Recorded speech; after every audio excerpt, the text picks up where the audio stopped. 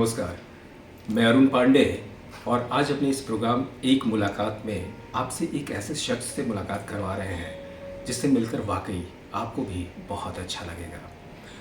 वो एक समाज के लिए ऐसे प्रेरणा के स्रोत हैं जिनकी कहानियाँ तो पूरे समाज में बहुत सारे लोग जानते हैं, सिर्फ यहाँ नहीं विदेशों में भी बहुत सारे लोग जानते हैं और प्रेरित भी होते रहते हैं। आज उन्हीं की जुबानी बहुत सारे उनके यादगार पलों को जानकर सुनकर हम ये चाहते हैं कि उसको आपसे भी साझा करें, आपको वो सुनवाए अपने रेडियो की मार्फत भी और अपने चैनल की मार्फत भी, ताकि उनके इस अमूल्य जीवन यात्रा को आप समझ सके, उसको भी सुनकर वैसे ही जी सके जैसे कभी इन्होंने उन रास्तों को तय किया। और बहुत अच्छा लगता है ये जानकर, प्रेरणा का स्रोत इसलिए बोल रहे हैं कि बहुत सारे मायने, बहुत सारे ऐसे पहलू जिनका अगर जिक्र करें, जिनकी अगर बात करें ना, तो वो इसलिए इम्पॉर्टेंट हो जाता है कि आज के इस वक्त में, आज के इस दिन में इनकी उम्र 96 साल हो रही है। जी सही सुना आपने, 96 ईयर्स।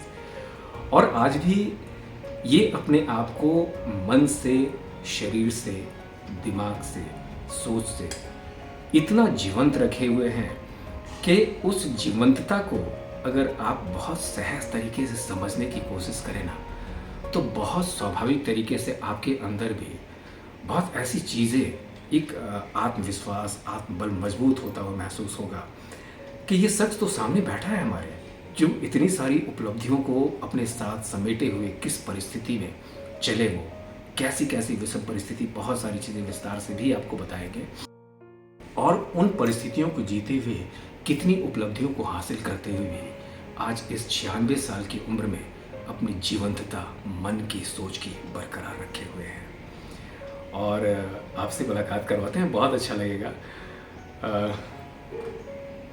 बहुत बहुत आपको स्वागत है हमारे श्री जेजेटी स्टूडियो के इस कार्यक्रम में। और एक मुलाकात के अंतर्गत हम करते हैं इसको, रेडियो स्टेशन अपना रेडियो जेजेटी है, उसके अंतर्गत भी हम लोग इसको चलाते हैं, सुनाते हैं, और वैसे ही लोगों को इसमें शामिल करते हैं जिनकी अपनी ऐसी उपलब्धि है जो बहुत कम देखी जाती है और एक मायने उसका निकलता है समाज के लिए।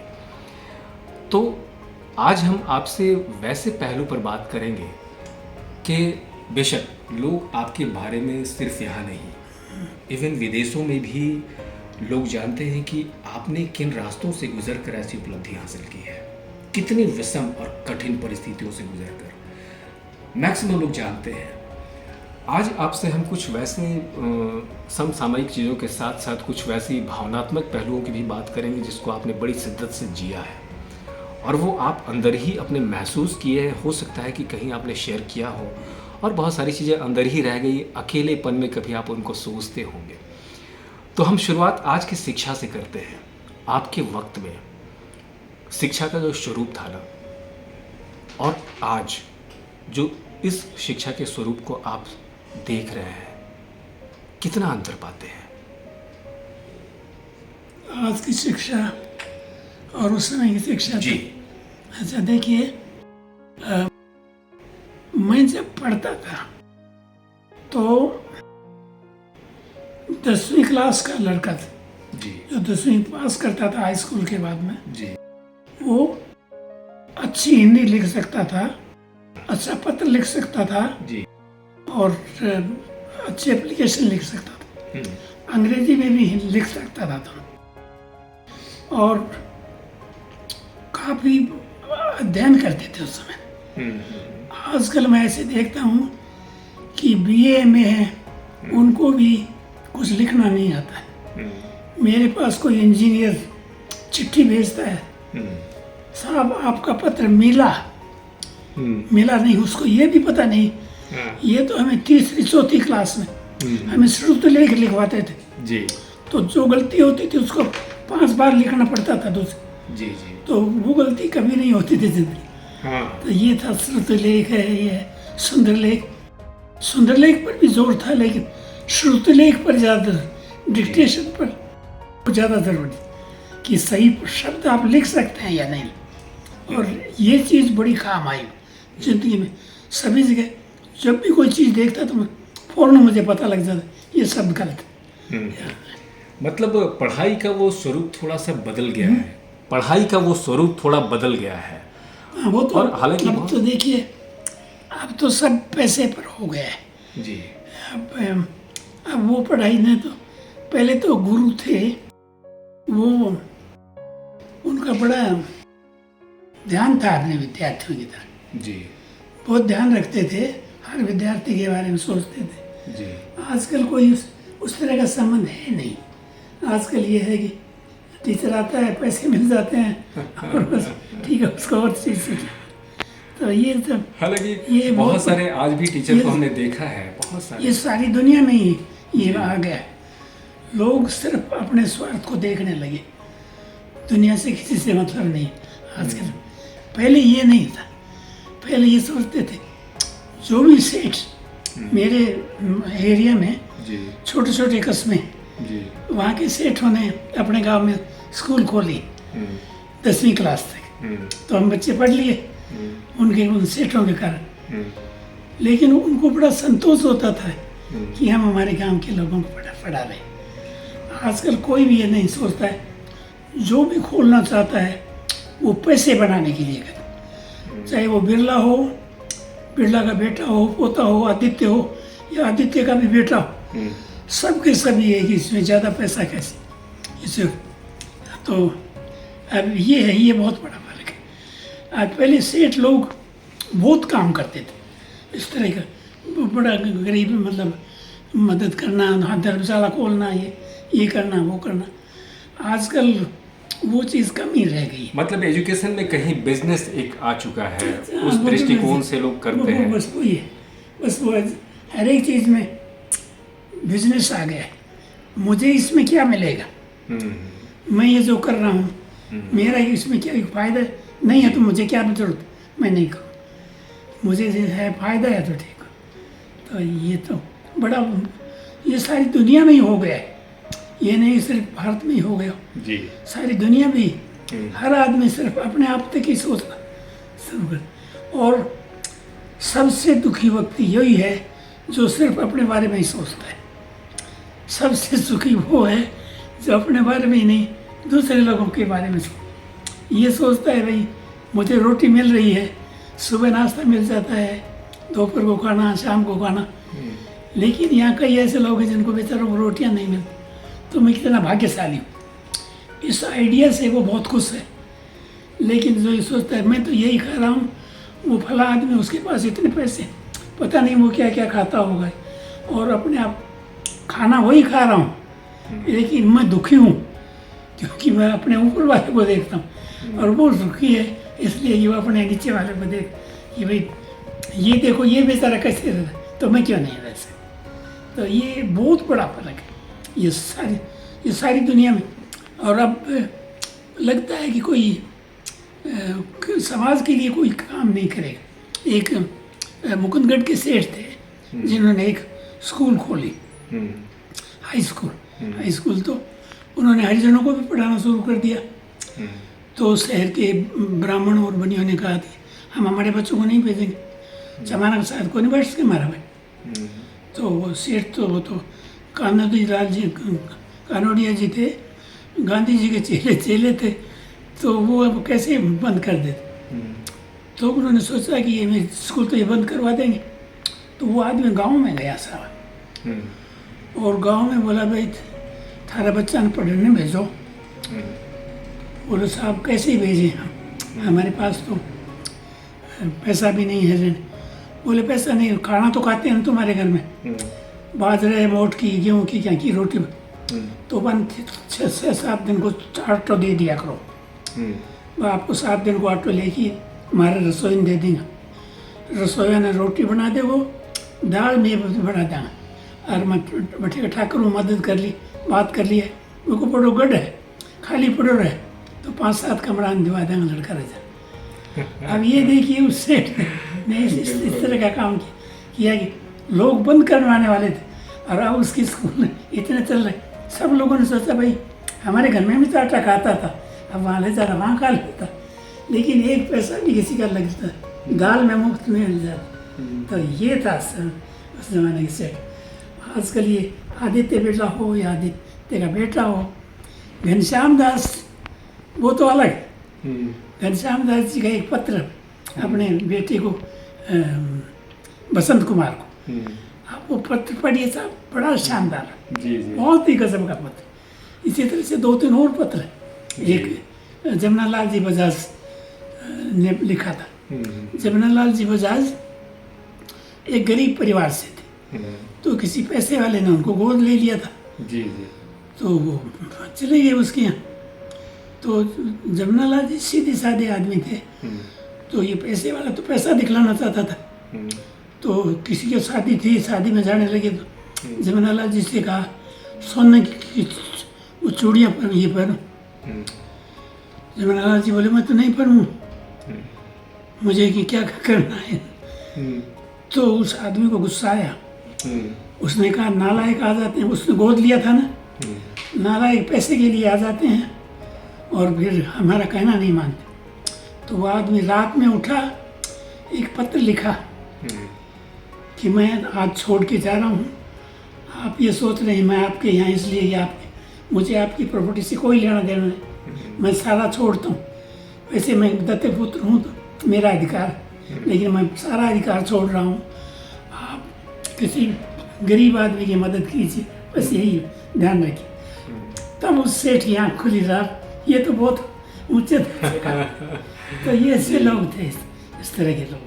और अब तो बस सिर्फ अपना स्वार्थ, मुझे इसमें क्या मिलेगा, मैं क्यों करूँ, मुझे ये नहीं मिलता बेकार गिरमा करता। और ये एक जगह की बात नहीं, एक आदमी की बात नहीं, सारी दुनिया में ऐसा ही हो गया है।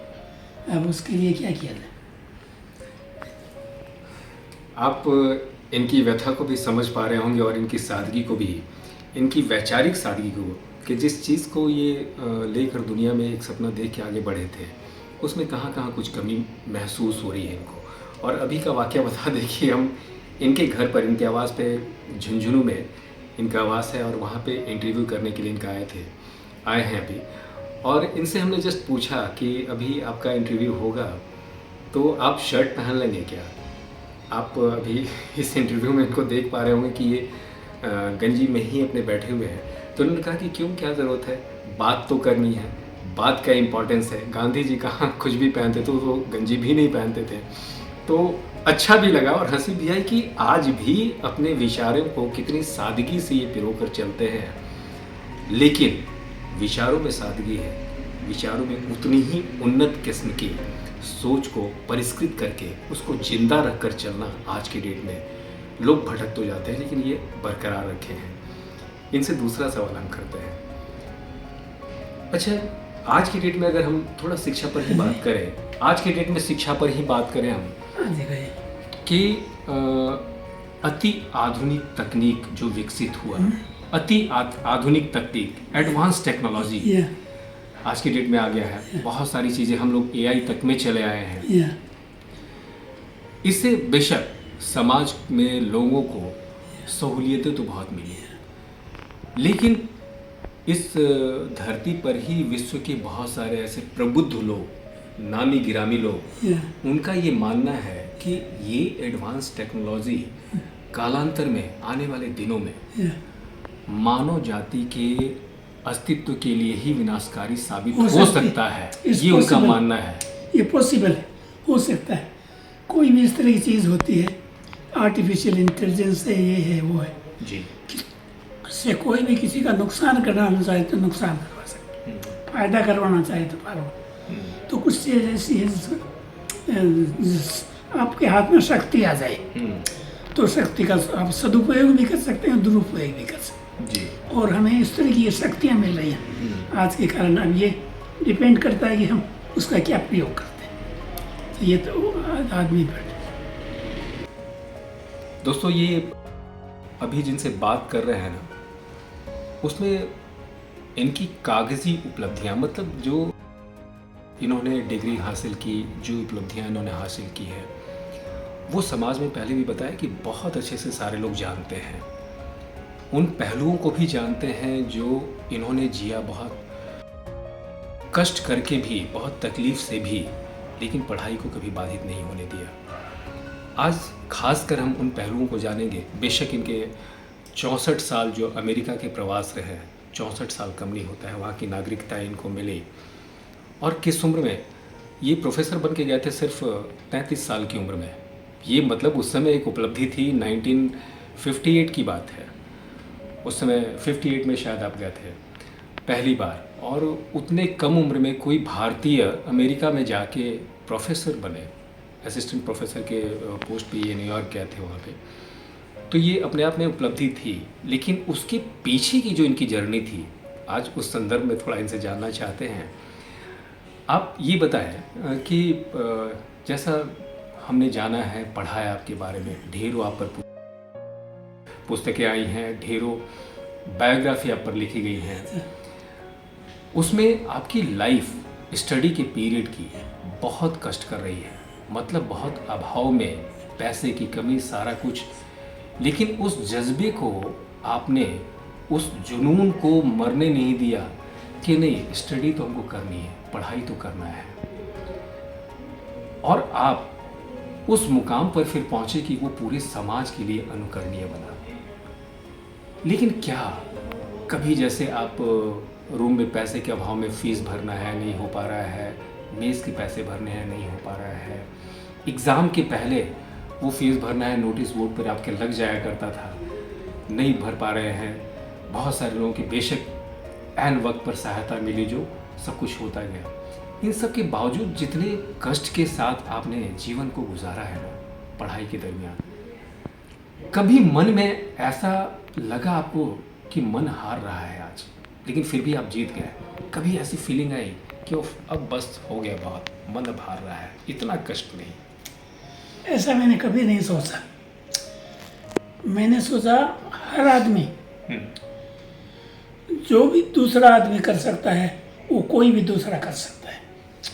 हिम्मत चाहिए करने की। बस ये सोच के आप कुछ भी काम करते जाइए, आप सक्सेसफुल होंगे।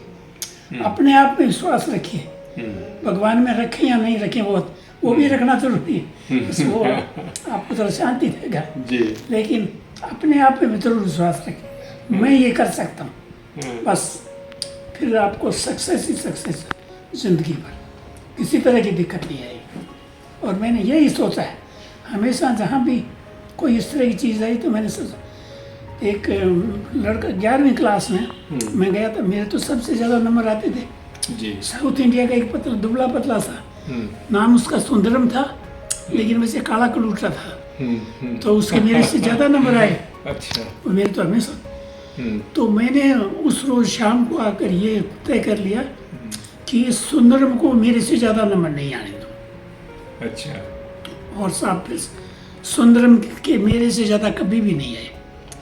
तो जब एक बार आदमी ये तय कर लेता है कि मैं ये करूँगा, तो उसको कोई नहीं रोक सकता, दुनिया की कोई भी ताकत उसको नहीं रोक सकती। लेकिन ये होता नहीं, अरे भाई वो शायद इंटेलिजेंट है, मैं शायद नहीं कर सकूं। जब ये विचार आए तो आप कुछ भी नहीं कर सको। लेकिन जब आप में ये लगे कि क्यों नहीं कर सकता, बस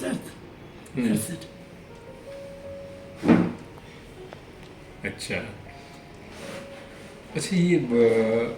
ये ही आपकी जो एक मनोवृत्ति रही कि जूझने की प्रवृत्ति, ये तो बचपन से बहुत सारी चीज़ों में सुना, बहुत लोगों से सुना भी हमने, पढ़ा भी हमने, ये जूझने की प्रवृत्ति कि नहीं, हासिल तो कुछ भी कर सकते हैं। और बेशक उसमें हर किसी का आपको साथ भी मिला, एक आध लोगों का छोड़ दे हुए एग्जाम्पल होता है, हर किसी का साथ भी मिला आपको। अब आपकी पारिवारिक लाइफ, आपकी सामाजिक लाइफ, जीवन जो है, और आपकी अपनी पर्सनल लाइफ में, ये जितने जीवन काल से आप गुजरे, उसको अगर मतलब बहुत खट्टी मीठी यादें उसमें रही कि आप चले गए, जब यहाँ से गए तो आपकी वाइफ जो है, आपकी वाइफ मैडम आपकी, उनको बहुत सारी चीज़ें सुननी पड़ी कि आप चले गए हैं, लौट कर आएंगे कि नहीं पता नहीं, दूसरी शादी कर लेंगे, बहुत सारी चीज़ें सुननी पड़ी। उसमें भी उनका अटूट साथ आपका मिला। बिल्कुल बिल्कुल। बच्चों का आपका साथ मिला, आपके परिवार के लोगों का बहुत साथ मिला, आपके दोस्तों का बहुत साथ मिला। ये कभी आप फुर्सत के पल में इस 96 साल में जो आपके पास एक पिटारा है ना, ये अनुभव का एक कहानी सुनाता हूँ उसके। हाँ, कैसा अनुभव करते हैं आप? एक मेरे गांव की औरत अपने पियर गई थी, तो पियर उसने किसी ने कह दिया भाई वो तो 2-3 साल से वही है, तो वही शादी कर लेगा, अब क्यों आएगा यहाँ। तो उस औरत ने ये सुना, तो उसने गांव में आके ये कह दिया, उसने तो वहाँ उसने शादी कर ली। अच्छा, ये बोल दिया? तो उसने झूठ मूठ में कह दिया। तो मुझे किसी ने बताया कि भाई मेरी वाइफ बड़ी दुखी है। तो मेरा दोस्त है महावीर प्रसाद, महावीर शर्मा जी जी, वो बहुत ही गरीब था। आपके अभिन्न मित्र हैं वो, आपके अभिन्न मित्र हैं, बहुत करीब के मित्र हैं। राइट, बहुत ही गजब का। तो साथ में बहुत गंद। तो मैंने कहा महावीर तो यार ये काम कर मेरा। बोलो कि ये काम करूँ, मुझको देख कोई भी उतर औरत के लिए रांड सुमती तो कोई गाड़ को नहीं। और तू कह दे डॉक्टर साहब को फोन आयो मेरे को, और वो बोले रांड क्यों कह रही है यहाँ की, तू और गांव के लोगों ने बेड़ा कर ले। और गांव के लोगों से दिया सुनी, मेरी वाइफ या सुनी, मेरी वाइफ ये जैसे कि मैं सच कह रहा हूँ, मैंने कोई भी शादी नहीं की। अच्छा। तो देखिए गाली देना तो बुरा है ना। हाँ। लेकिन उस गाली ने ये काम कर दिया मेरे। हाँ। अच्छा, आपकी पूरी लाइफ का अगर आप सोचते हैं, पलट के देखते हैं पुराने दिनों को, उसमें सबसे हसीन लम्हा, जिसको सबसे हसीन लम्हा, सबसे अच्छा वो पल, वो आज भी आपको कौन सा लगता है? मेरे तो सब हसीन ही हसीन। जिंदगी में हमेशा ही खुश रहा जी। जो भी मैंने किया है उसमें खुश था। तो ये तो है नहीं कोई एक चीज़ जो कि बहुत ही बिल्कुल एकदम से क्लियर, ऐसा तो कभी हुआ नहीं। कोई भी चीज़ कभी कभी हो जाता है किसी के साथ, लेकिन मेरे साथ तो ऐसा नहीं हुआ। अच्छा, जीवन को जिस अंदाज में आपने जिया, जीवन को बहुत अंदाज में आपने जिया, अच्छे अंदाज में जिया और अच्छी सोच के साथ आपने जिया।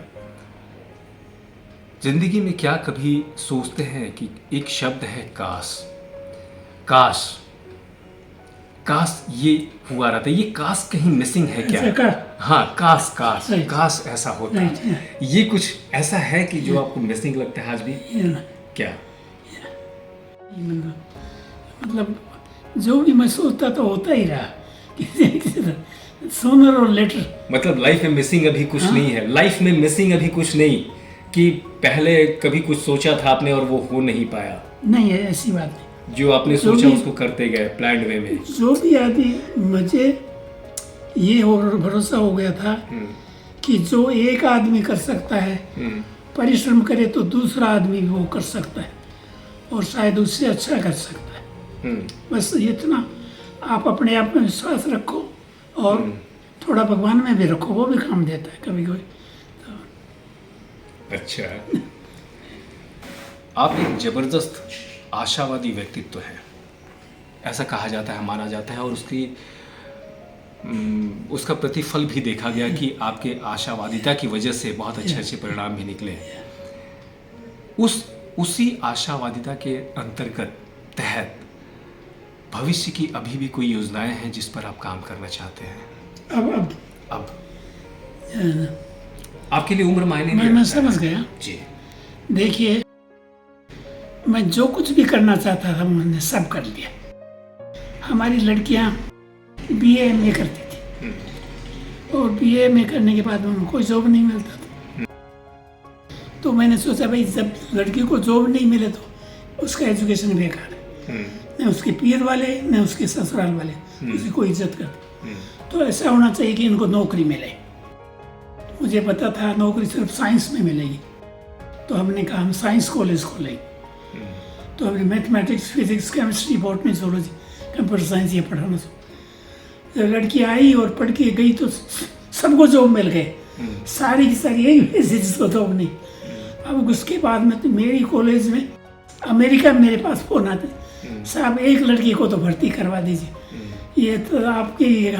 मैंने कहा देखो हमारे वहाँ कुछ नियम है, इनको उनको बता दिया है चाहे कोई भी, यदि आपको प्राइम मिनिस्टर भी कहे तो नहीं साहब हमारे तो नियम में नहीं आता, आप उसको कह दीजिए और आपका कुछ नहीं बिगाड़ सकते, समझ।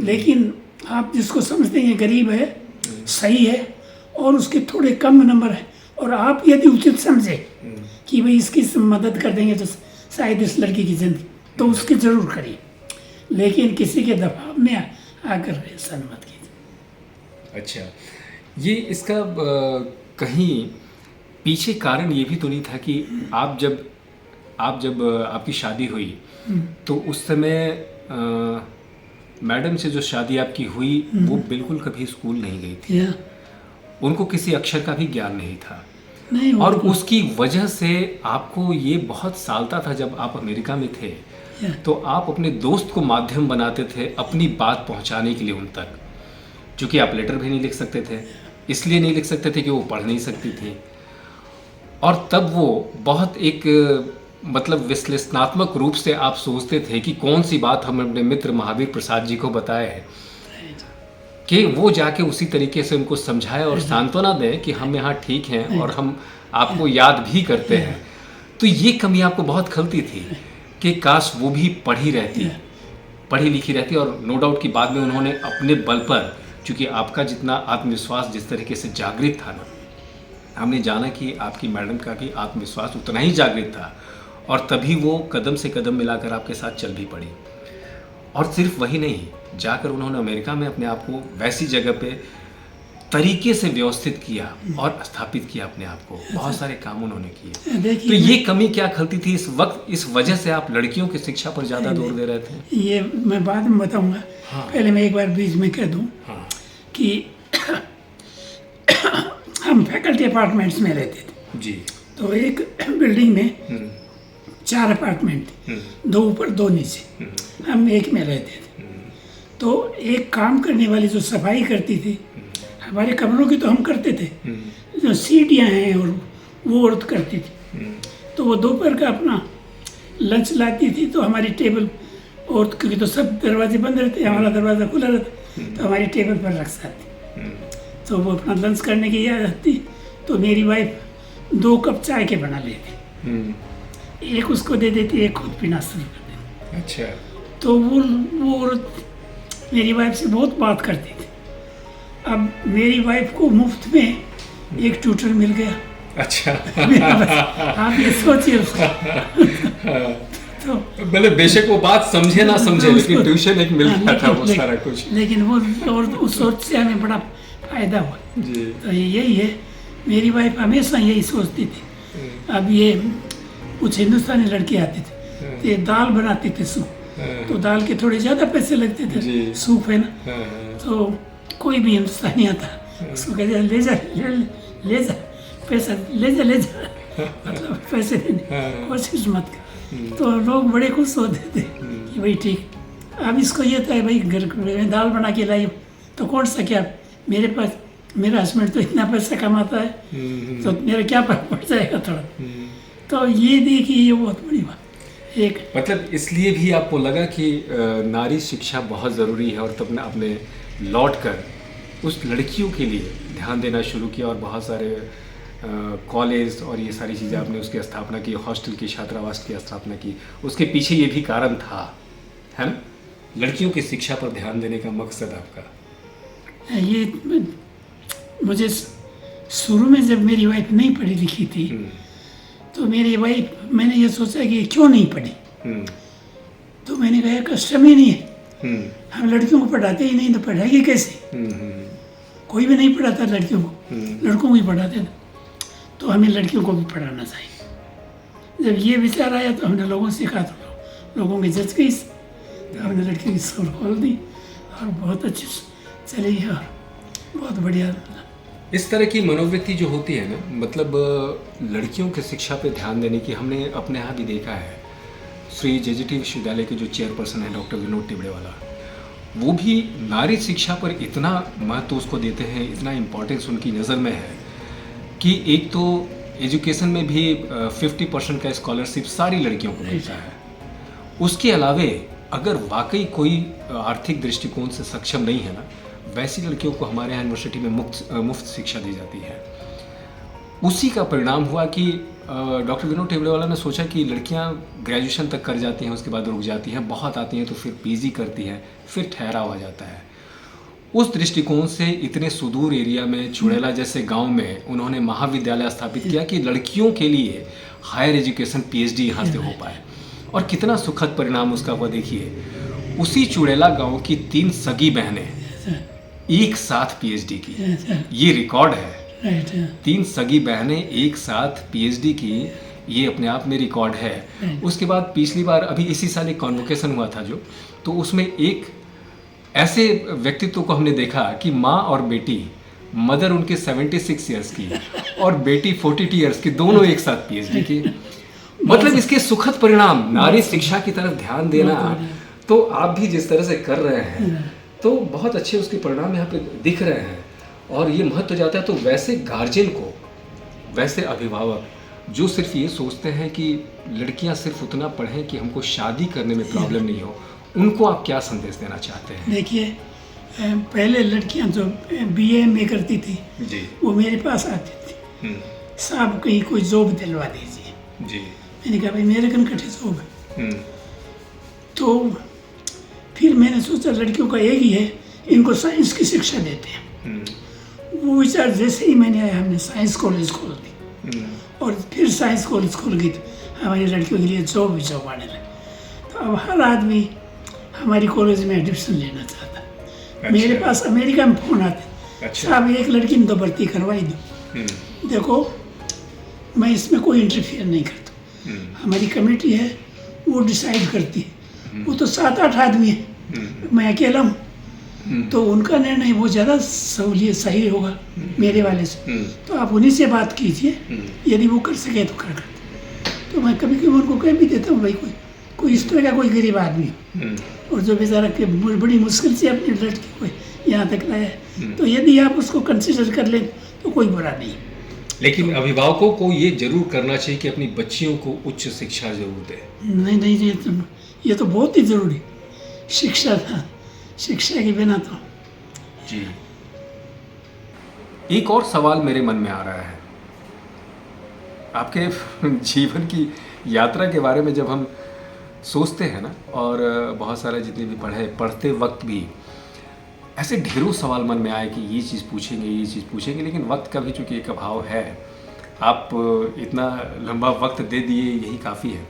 लेकिन एक सवाल और कि जब पहली बार आप 1961 में 3 साल के अपने अमेरिका प्रवास के बाद भारत लौट रहे थे, उस समय आपका पहला बेटा हो चुका था और आपके एब्सेंस में आप जब अमेरिका आए तो दूसरा बेटा 6 महीने के बाद हुआ। आपने उसका चेहरा भी नहीं देखा। उस समय फ़ोटो वाली भी बात नहीं थी कि कोई फ़ोटो खींच के भेज दिया यहाँ से, उस तरह की बात नहीं थी। मन में वो भी बेचैनी थी कि दूसरा मेरा बेटा हुआ है, हम देख भी नहीं पाए हैं, परिवार से 3 साल से दूर हैं, नए बेटे से 2.5 साल से दूर हैं। ये मन में ये भी बेचैनी होगी। लेकिन लौटते वक्त आपने जल मार्ग का रास्ता चुना, पानी के जहाज़ से आना प्रेफर किया, और उस दरमियान इस ख्याल से कि यूरोप का भ्रमण करते चलते हैं, शायद 2 महीने या 3 महीने आपने उसमें लगाए। उस यूरोप भ्रमण का मतलब इतने अपने लोगों से मिलने की दिली इच्छा बलवती हो, उसके बावजूद यूरोप भ्रमण का आपका जो ख्याल था कि उस दरमियान यूरोप के मैक्सिमम देशों के शहरों में आप विज़िट किए, वो किस तहत उसके वहाँ की संस्कृति, संस्कारों, लोगों को जानना चाहते थे, शिक्षा पद्धति को जानना, उसका अध्ययन करना चाहते थे, समझना चाहते थे? क्या आपके मन में था? आपने उतना लंबे समय गुजारा। देखिए, सारी दुनिया के लोग अलग अलग हैं जी, तो आप सबके बारे में थोड़ा थोड़ा जानना चाहते हैं जी। अब क्या है उनके मन में, ये बात अलग है, लेकिन आप जानना चाहेंगे कि वो क्या सोचते हैं। तो यही सोच के मैंने सोचा कि थोड़े थोड़े समय सभी जगह रहूँगा मैं और सारे यूरोप को घूमता चला जाऊँगा। वहाँ पे मैंने टिकट भी ऐसे ट्रेन की टिकट ले ली जी जी कि तो वही टिकट मुझे काम देती थी। अच्छा। छोटे छोटे टुकड़े नहीं लेता था। हाँ। वहाँ से यहाँ तक तो वो दे देते हैं पूरा का पूरा, और उसमें से फिर जितना भी उतना फाड़ के रख लेते ताकि आपको वापस दे।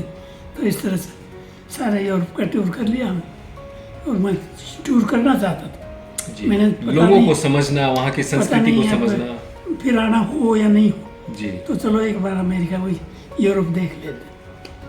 अच्छा, मैंने उस समय तक आपके मन में ये बात थी कि अब पता नहीं दोबारा लौट कर आएंगे कि नहीं, तो संजोग था कि 3 साल के बिल्कुल सही बाद बात। फिर आपको बुलावा आ गया। बुलावा आ गया। और हाँ, और तो बुलावे की बात बताता हूँ आपको। जी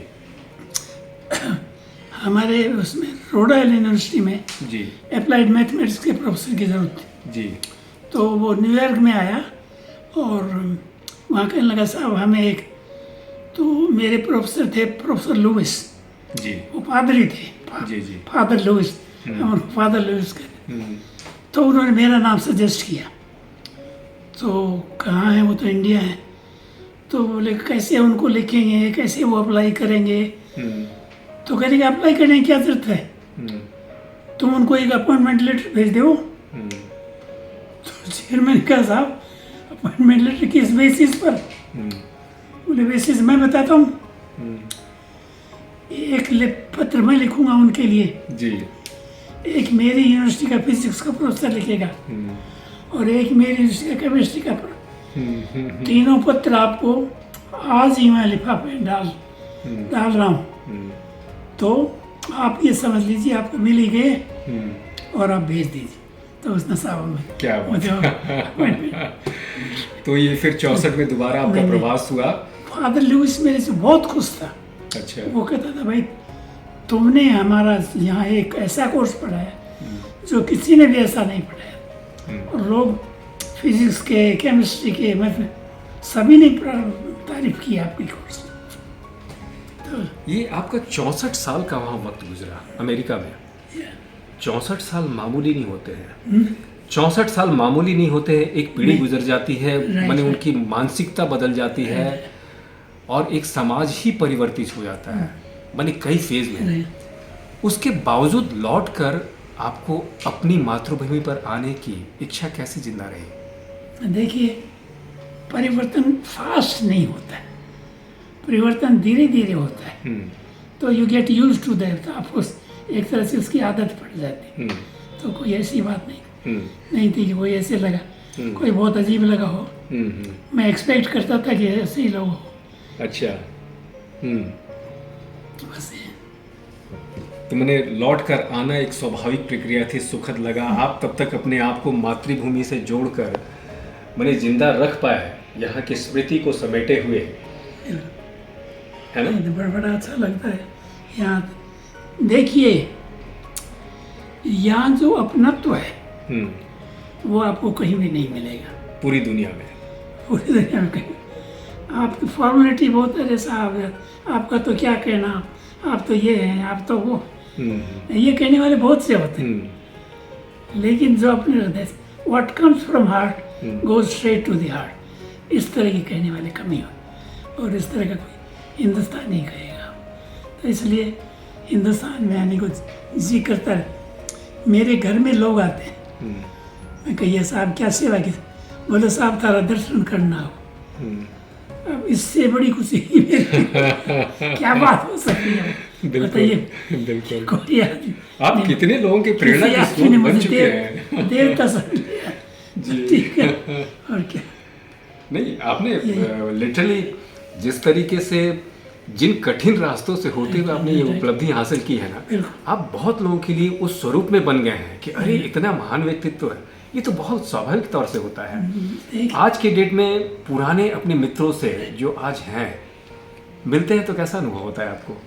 अच्छा अच्छा ही होता है, सभी अच्छे। पुराने दिनों की बात होती पुराने है। दिनों ये बातचीत पुराने दिनों की नहीं, अभी की बातें कर।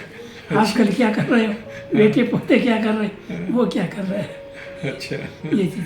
कुछ पुराने दिनों को लोग पूरे देते नहीं है कि उस वक्त हमने ऐसा वो भी किया। याद, कभी कभी कोई चीज़ याद आ जाती, अरे अपन एक बार ये वहाँ गए थे, ये किया था। कितना अच्छा लगता होगा वो सब हाँ, पलट कर जब उन लम्हों को आप सहलाते हैं ना, बहुत अच्छा लगता तो है। बहुत मखमली अंदाज आपको महसूस होता होगा वो, सही बात, है ना? बहुत सुंदर। एक अंतिम सवाल आपसे ये है आज इस इंटरव्यू के दौरान कि जीवन की यात्रा को इस 96 साल के उम्र के यात्रा को, जिन रास्तों से आप लेकर चले हैं, उसके अनुभव, उन रास्तों के पिटारे में जो अनुभव आपको मिले ना, उसका कोई मोल नहीं है। उस दृष्टिकोण से आप आज के दिन में मिले इस जीवन के सत्य को कैसे परिभाषित करेंगे? जीवन का सत्य क्या है, क्या आपने समझा? अब तो जीवन का सत्य एक ही चीज में रह गया है, जी। पैसे पैसे पैसे। यही एक मैंने टीवी पर देखा था, जी। इंडिया में किसी जगह, बिहार में या किसी जगह लड़की नकल कर तो उनकी गार्जियन उनको हेल्प करने जा रहे, ये फोटो दिखलाई कि साहब ये तो मैंने कहा ये देखो, ये भी देश है हमारा, जहाँ इस तरह से माँ बाप अपने बेटों को, बेटियों को नकल करना सिखला रहे हैं। अब ये पता नहीं ये काम किया आएगा, ये इसको बिल्कुल मिल भी गई तो क्या काम होगा, क्या काम, लेकिन उनको इससे मतलब नहीं। हम आपसे जो सवाल किए कि जीवन के सत्य को आप किस रूप में देखते हैं, कि जीवन वाकई होना कैसे चाहिए? जीवन में क्या होना चाहिए? हाँ, जीवन का सत्य क्या है, क्या होना चाहिए? आदमी को किस दृष्टिकोण से अपना जीवन चलाना चाहिए? जो इतनी भाग दौड़ आपाधापी मची रहती है जीवन में, उसको अगर एक बहुत शांत और शालीन तरीके से जीने की कल्पना आदमी करे, उसका स्वरूप क्या होना चाहिए? कैसे आप क्या सोचते हैं? कर्म करो अपना। ये तो देखिए, आपको कोई बहुत अच्छी चीज मिल जाए तो उसके लिए एक्साइट होने की जरूरत नहीं है जी। और यदि कोई तकलीफ हो तो उसके लिए रोने की जरूरत नहीं। तो जो भी आए उसको भाई ठीक है, हो रहा है, औरों के साथ भी तो होता है, मैं अकेला थोड़ा, अरे क्या बताएं साहब, बड़ी गर्मी है, बड़ी तकलीफ, अरे मुझे अकेले कोई थोड़ा है, और भी तो बेचारे एक बेचारा गरीब अपने सर पर बोझ उठाया जा रहा है, वो भी कर रहा है। तो ये देखो कि औरों का क्या हाल है, आप खुश हो गए, लेकिन आप सिर्फ अब मैं ही दुखी हूँ और कोई नहीं और सब सुखी, तो आप दुखी ही रहोगे। तो यही है, तो मतलब जीवन को बहुत जीवन संतुष्टि में से आप यही जीते है चाहिए कि सिर्फ अपने लिए ही मत जियो, दूसरों के लिए भी जियो। बस सीधा सा गुरु ये, सिर्फ अपने लिए मत जियो और दूसरे लोगों के लिए भी जियो। ये 2 लाइन मोटे मोटे अक्षरों में लिख लीजिए, पढ़ते रहिए उनको, और यही आपके पूरे जीवन को सार्थक बनाएगा। और यही लाइन आपके पूरे जीवन को, यही सोच आपके पूरे जीवन को सार्थक सारा बनाएगा। जीवन इसी में आ गया। बिल्कुल सही करें आपने, बिल्कुल सही करें, बहुत सुंदर, बड़ा अच्छा लगा। बहुत बहुत धन्यवाद आपका। बड़ा आप अच्छा समझ लगा। नहीं पा रहे हैं कि हमारे दर्शक बात भी करें। इसको देखेंगे, जो सुनेंगे रेडियो पे दर्शक जो देखेंगे हमारे चैनल पे, वो कितने खुश होंगे और इस इंटरव्यू को देखे कि एक हमने ऐसे व्यक्तित्व का साक्षात्कार किया। तो ये है, इसको पता नहीं कितने अच्छा और बढ़ाते आप में तो बहुत जादू तो ठीक है, बहुत बढ़िया, बहुत बहुत धन्यवाद आपका, बहुत बहुत बहुत धन्यवाद। बहुत बहुत